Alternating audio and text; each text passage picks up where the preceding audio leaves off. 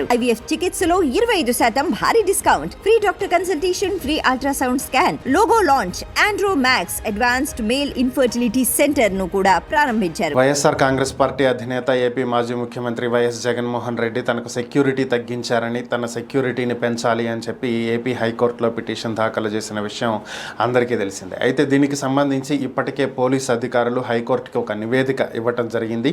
దీని గురించి లోకేష్ మాట్లాడుతూ మంత్రి నారా లోకేష్ స్పందించడం జరిగింది. ఆయన ఎక్స్ వేదికగా ఒక ట్వీట్ పెట్టారు.